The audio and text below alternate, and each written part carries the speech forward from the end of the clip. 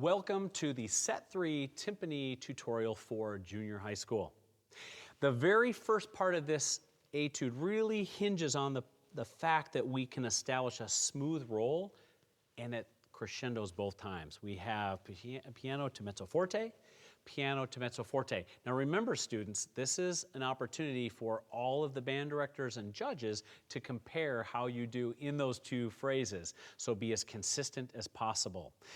Your tonal concepts on this drum really come down to where you're playing, the type of stroke you're using, and then of course your roll speed or actual articulation that you use.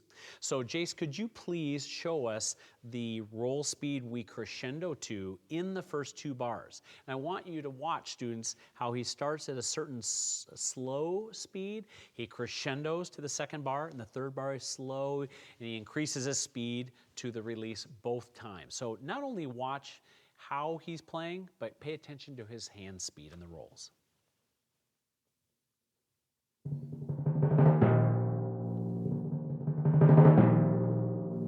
So it does two things for us, folks. Number one, it really honors the smoothness of where the drum wants to resonate, but it also adds direction to the phrase. Great job, Jace. The rest of the triplets really bring us into the forte there at the end of the first line. So watch that in context. This is the beginning to A now. Watch his hand speed and then listen to how smooth and open his triplets are right until beat 3.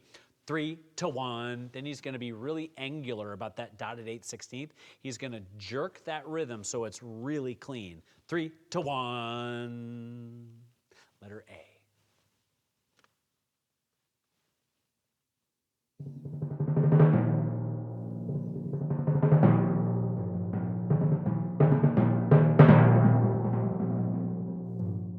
Great job, Jace. You hear how relaxed and flowing the triplets are, but then because we prioritize rhythmic integrity, 3 to 1, it brought drama to that peak of the music. Now we're at letter A, and right off the bat, we have a different rhythm and we have an ornament. 1, te, rest, 2, 3, 1, but it's soft. So the challenge here, students, is playing with clarity, even though it's soft on a lower drum. So Jace, could you just show us what that three-stroke rough looks like when you alternate it, sir? So you hear how the first notes are soft, but they're still present enough for us to hear it. Also, watch him play that same three-stroke rough and pull back too far. Jace, could you do that and play closer to the edge where it's a little bit more resonant? Do you hear how we can't quite pick up on that rhythm? That's why when you play rhythmic figures on this instrument, you want to think about playing maybe just a little bit closer to the center so you can play with a little bit drier, more articulate idea. Now, as we go on, we come back to that same figure in the ornament in the third and fourth measures. Then we build up in a long phrase, and again, triplet 3 to 1, and then stop with a little deceptive downbeat at letter B. So we're gonna allow Jace to perform A to B. So I want you to listen for how clean the ornaments are, a little bit of a rise and fall, and then there's a long phrase that brings us into B through the triplets, the dotted 8/16, and then when he plays that first note at B, it's a deceptively soft note.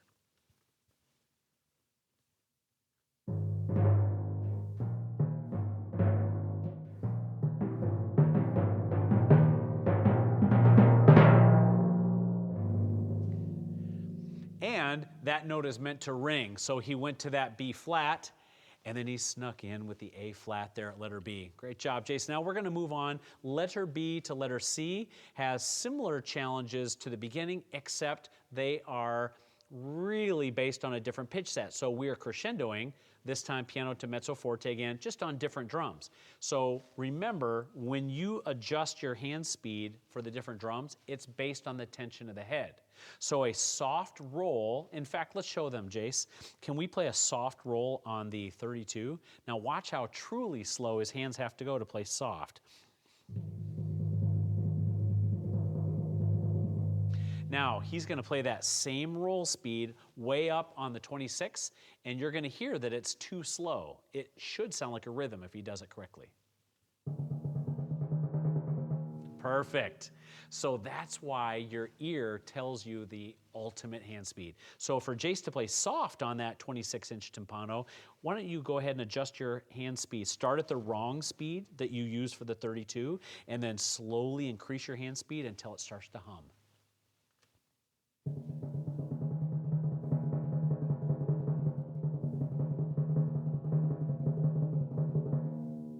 That's why our greatest tool as a musician will always be our ear.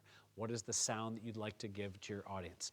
Fantastic. Now we go through a similar type of technical challenge. Now we find ourselves at letter C.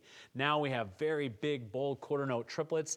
The ornament comes back, a big dampening moment quickly, double stops throughout, and then we build up one last phrase. So Jace, can you go ahead and play C to the end, please?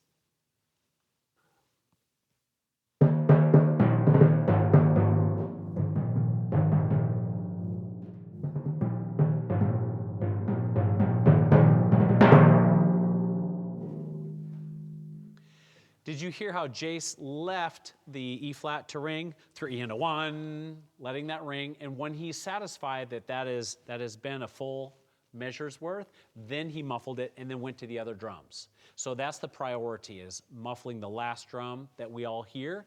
That's first, and then you take care of the other drums second. I would like to point one detail out to everyone. In the very last phrase, they're starting with the pickup there, triplet 1, 2, 3, O-let, trip-o-let 2. That is just a quarter note triplet that just carries over the bar line. So you can see Jace's motions were very consistent, and that's what allowed him to be smooth. In fact, could you show us that, Jace? Play the pickup, triplet 1, 2, 3, O-let, trip-o-let 2, 3 and a 1. And you'll notice, students, that the quarter note triplet just goes over the bar. Your hands move the same speed. Just watch how smooth Jace handles that.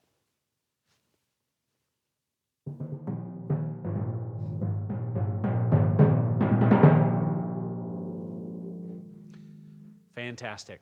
So to summarize, ladies and gentlemen, great tone comes from expecting it first, looking down, using the appropriate stroke that's relaxed and full of relaxation to come out of the appropriate drum at the appropriate time through your best rhythm. Remember, rhythm has to be number one. The character of the music has to follow rhythm, then tone and expressive qualities will be slightly under that.